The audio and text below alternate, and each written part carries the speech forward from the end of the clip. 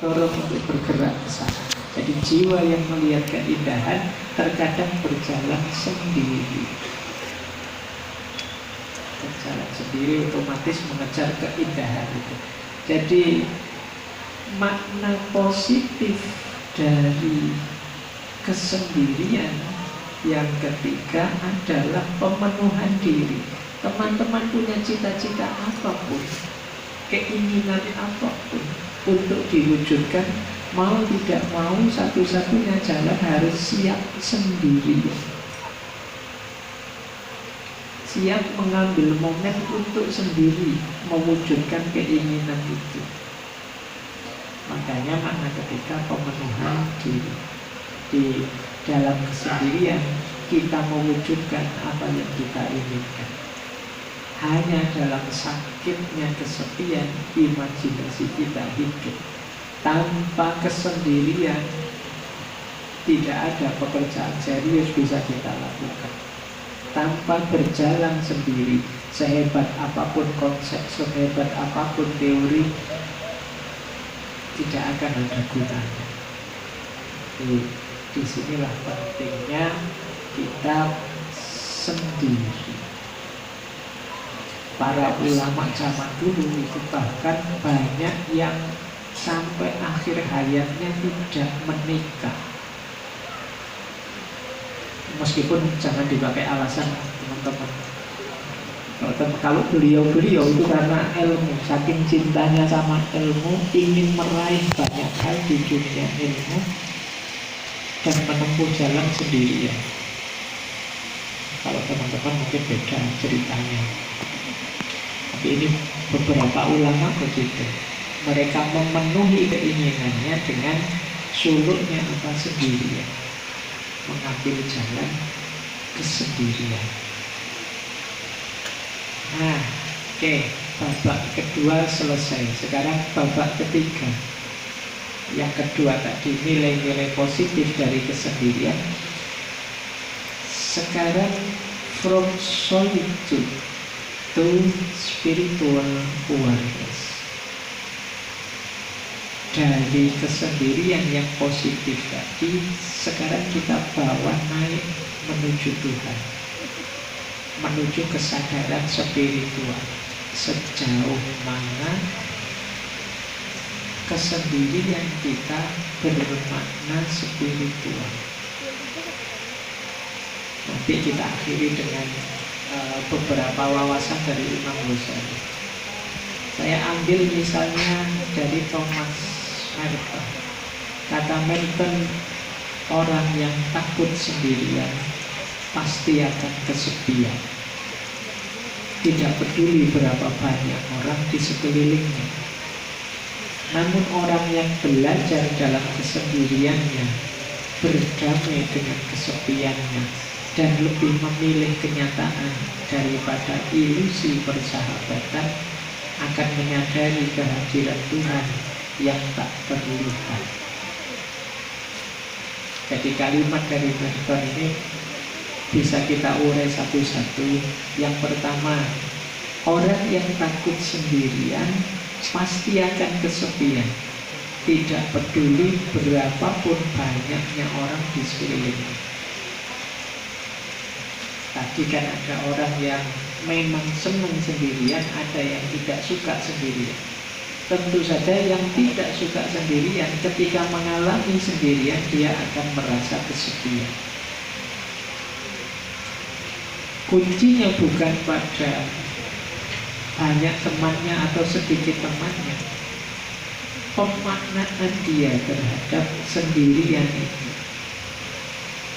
Jadi kalau dia memaknai kesendirian itu sebagai sesuatu yang negatif dan menakutkan, ya begitu sendiri dia akan merasa kesepian.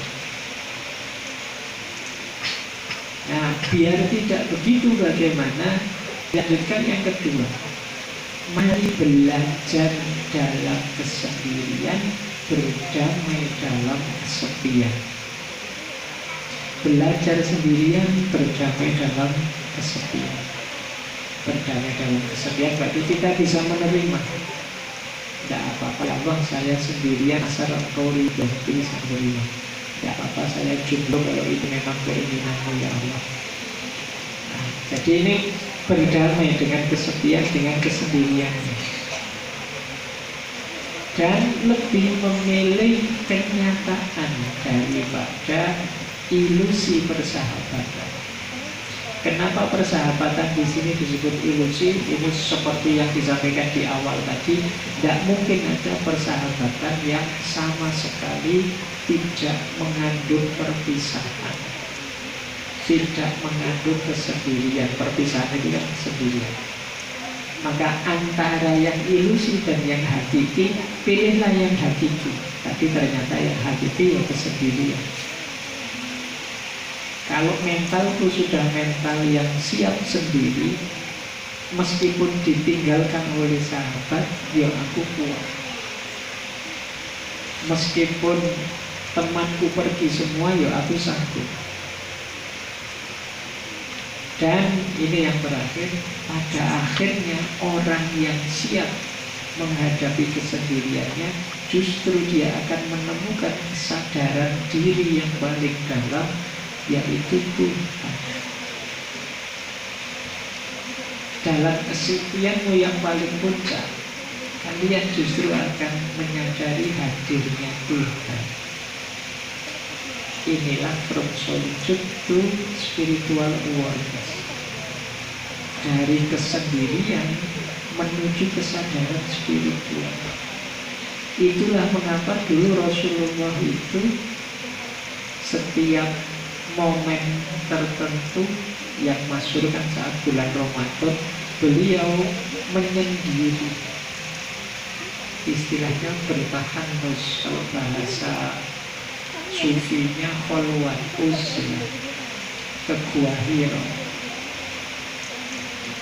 Kesendirian ini tujuannya apa ya? Dalam rangka menyadari hadirnya Tuhan. Jadi tadi ada sisi negatifnya kesendirian, namanya kesepian, tapi juga ada sisi positifnya. Dan sekarang sisi yang positif itu kita bawa berjalan ke ranah spiritual. Kita lanjutkan belajar lagi.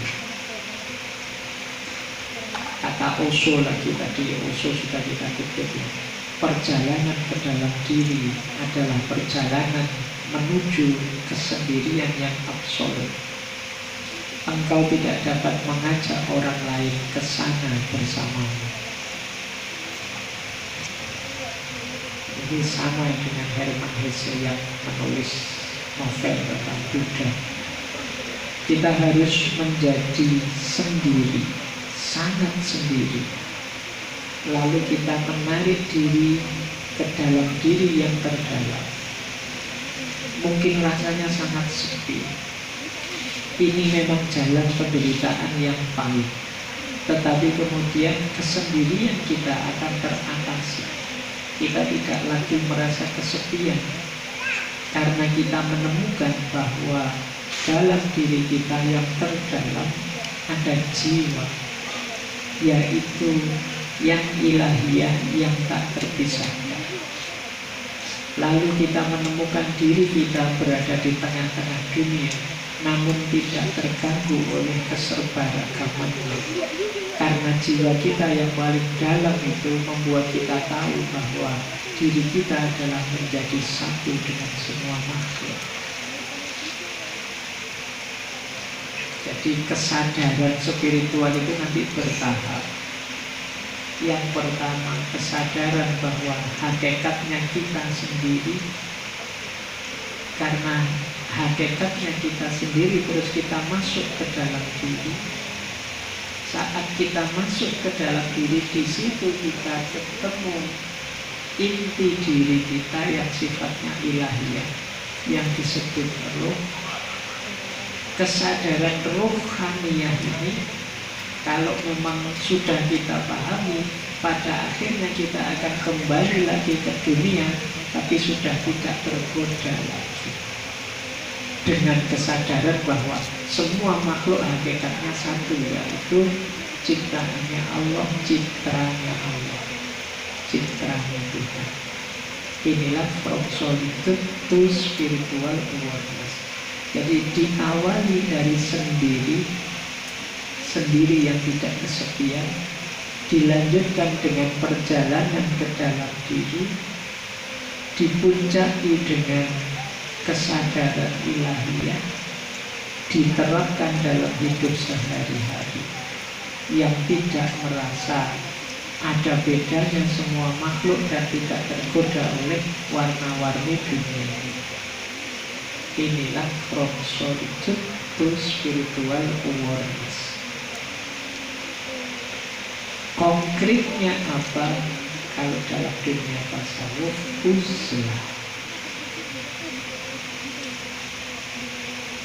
Ada 3 istilah dalam dunia tasawuf yang dekat dengan uzlah. Ya, yang pertama uzlah itu sendiri, yang kedua zuhud, yang ketiga kholwat. Zuhud itu kondisi jiwa yang tidak tergoda oleh hal-hal duniawi. Kalau uzlah itu menjauhkan diri dari keramaian, kalau kholwat itu memisahkan diri dari keramaian, berdua dengan yang dicintai, yaitu Allah. Uzlah itu menjauhnya, kholwat itu berduaan. Kemudian dari sini bisa melahirkan jiwa yang zuhud, jiwa yang tidak tergoda oleh hal-hal duniawi. Jadi ternyata kesendirian tadi bisa jadi, kalau bahasa tasawufnya, salah satu mode suluk perjalanan kita untuk menuju Allah. Yang tadi berawal dari kondisi jiwa, psikologi kita, ternyata bisa kita manfaatkan untuk perjalanan ilahiyah. Kesendirian kita ternyata bisa bermakna spiritual. Kita lihat ya, ini ayatnya. Mana sih ayat yang menyarankan kita memperhatikan diri kita sendiri, jangan terlalu sibuk dengan orang lain? Ada di surat Al-Maidah ayat 105.